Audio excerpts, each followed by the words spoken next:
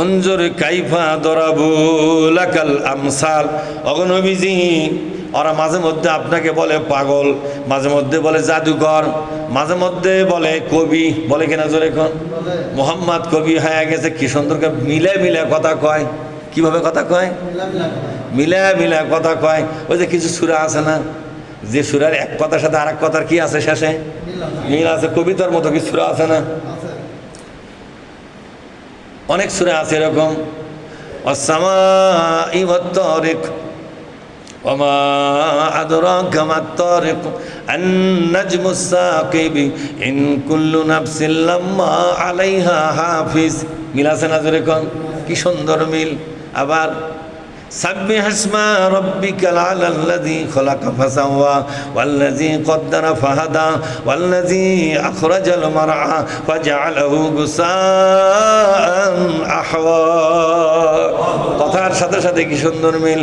ওয়াদ-দুহা ওয়াল-লাইলি ইযা সাজা মা ওয়াদ্দাআকা রাব্বুকা ওয়া মা ক্বালা। এভাবে অনেকগুলো সূরা আছে যে সূরাগুলো একটা আয়াতের সাথে আরেকটা আয়াতের কবিতার মতো মিল পাওয়া যায়। এই জন্য ওরা তখন বলল মোহাম্মদ কবি হয়ে গেছে। মোহাম্মদ কি হয়ে গেছে? আল্লাহ প্রতিবাদ করে কি বলেছিলেন? ওয়ামা আল্লামনাহু শিরা ওয়ামা ইয়ামবাগি লাহু। আমার নবী কবি নয়, আর আমি তাকে কবিতা শিক্ষাও দেই নাই। আমার নবী কবি নয়, আমার নবী শুধু রাসূলুল্লাহ। তোমরা আমার নবীকে কেন কবি বলো, কেন জাদুকর বলো, কেন পাগল বলো রে? আমার নবী পাগল নয়। মা আনতা বিনিআমাতি রাব্বিকা বিমাজনুন।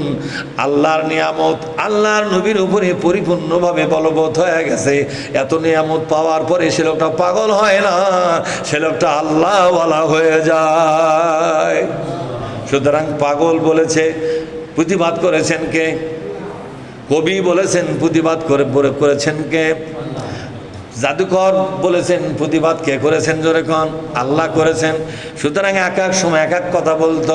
কাফের বেঈমানরা পাগল বলে কিছুদিন পর চিন্তা করে পাগল বলাটা মনে হয় বেশি দিন চলবে না, তখন ওরা জাদুকর বলল।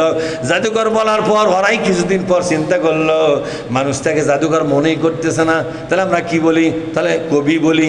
কি বলে? তাহলে কবি বলি। এইভাবে করে তারা নিজেরা এক এক সময় এক একটা দোষ দিচ্ছিল, এক একটা উপাধি দিচ্ছিল, খারাপ উপাধি দিয়ে দিয়ে বিশ্ব নবীর মর্যাদা সম্মানকে নষ্ট করার চেষ্টা করেছে, যাতে করে দুনিয়ার কোনো মানুষ এই লোকের কাছে কোরআন শোনার জন্য না আসে। কিন্তু আল্লাহর কি কারিশমা! আল্লাহ কি বলেছেন? নবীজি বর্তমানের যে অবস্থা, ওয়ালাল আখিরাতু খায়রুল লাকা মিনাল উলা। আল্লাহু আকবার।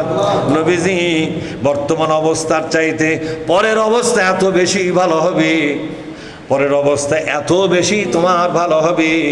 আল্লাহ পাক তোমাকে খুশি করে দিবে। তুমি আজকে লোক ডেকে পাচ্ছ না, এমন এক সময় আসবে